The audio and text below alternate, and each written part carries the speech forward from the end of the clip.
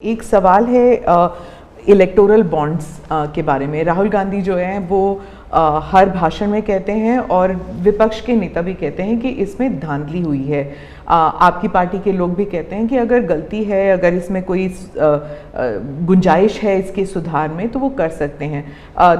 क्या ये गलत फैसला था इलेक्टोरल बॉन्ड्स का? पहली बात है कि हमारे देश में लंबे अरसे से चर्चा चली है कि चुनावों में काला धन एक बहुत बड़ा खतरनाक खेल हो रहा है।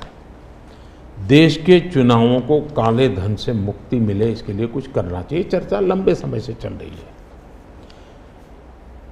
चुनाव में खर्च तो होता ही होता है, कोई इनकार नहीं कर सकता है। मेरी पार्टी भी करती है, सब पार्टियां करती हैं, कैंडिडेट भी करते हैं और पैसे लोगों से लेने पड़ते हैं, सब पार्टियां लेती हैं।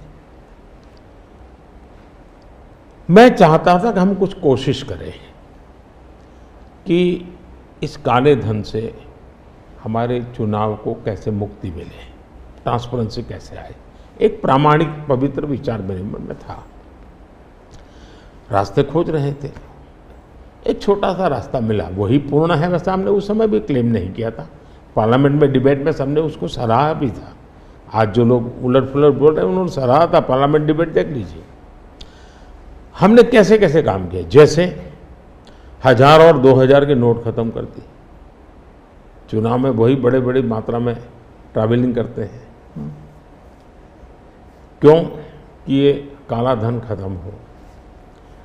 हमने सुप्रीम कोर्ट ने कहा था कि 20,000 रुपये तक पॉलिटिकल पार्टियां कैश ले सकती हैं। मैंने कानून बनाकर, नियम बना करके 20,000 को 2,500 कर दिया। क्यों? क्योंकि मैं नहीं चाहता था कि ये कैश वाला कारोबार चले।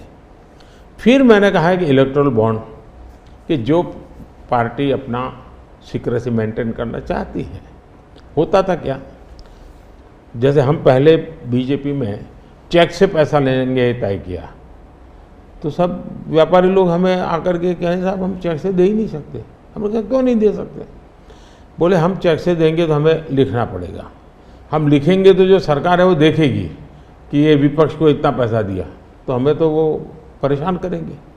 तो बोले हम तो पैसे देने के लिए तैयार हैं लेकिन चेक से नहीं देंगे। तो मुझे याद है हमारे 90 के दशक में जो चुनाव में हमको बड़ी दिक्कत आई थी, पैसे नहीं थे हमारे पास और हम नियम लगा के बैठे थे कि हम चेक से लेंगे।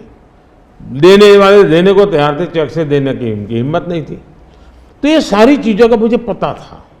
तो मैंने कहा भाई, तो हमने कहा भाई ऐसा है, अब देखिए इलेक्टोरल बॉन्ड न होते तो किस व्यवस्था में ताकत है वो ढूंढ के निकालते कि पैसा कहाँ से आया और कहाँ गया। ये तो इलेक्टोरल बॉन्ड की सक्सेस स्टोरी है कि इलेक्टोरल बॉन्ड थे तो आपको ट्रेल मिल रहा है मनी का, कि किस कंपनी ने दिया, कैसे दिया, कहाँ दिया। अब उसमें अच्छा हुआ बुरा हुआ वो विवाद का विषय हो सकता है, इसकी चर्चा हो। मुझे जो चिंता है वो, मैं ये कभी नहीं कहता हूँ निर्णय में कोई कमी नहीं होती है। निर्णय तो चर्चा कर सीखते हैं, सुधारते हैं, इसमें भी सुधार के लिए बहुत संभावना है।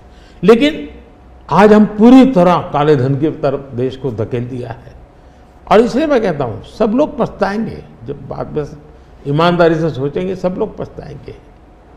अब देखिए इलेक्टोरल बॉन्ड का भी विशेषता थी, कैसा झूठ चल रहा है। कुल देश में 3,000 कंपनियों ने इलेक्टोरल बॉन्ड दिए हैं। उसमें 3,000 में 26 कंपनियां ऐसी हैं जिन पर कार्रवाई हुई है।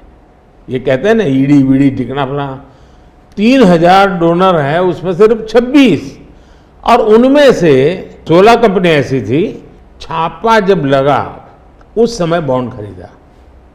कोई जोड़ सकता है इसको, अगर बॉन्ड खरीदा, लोग ये जोड़ रहे हैं, उसकी विशेषता ये है कि ये जो 16 कंपनियों ने बॉन्ड खरीदा उसमें से 37 पैसा अमाउंट बीजेपी को डोनेशन में मिली।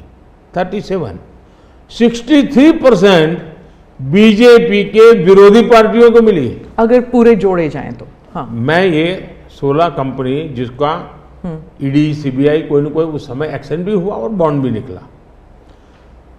37% अमाउंट बीजेपी ने, 63 ऑपोजिशन को। क्या ईडी रेड करे और ऑपोजिशन को डोनेशन देने का कार्यक्रम वर्क करे? क्या बीजेपी ऐसा करेगी? इसका मतलब कि 63% पैसा विपक्ष के पास जाए और आप आरोप हम पर लगाएं, लेकिन उनको गोलमोल बोलना है और भाग जाना है।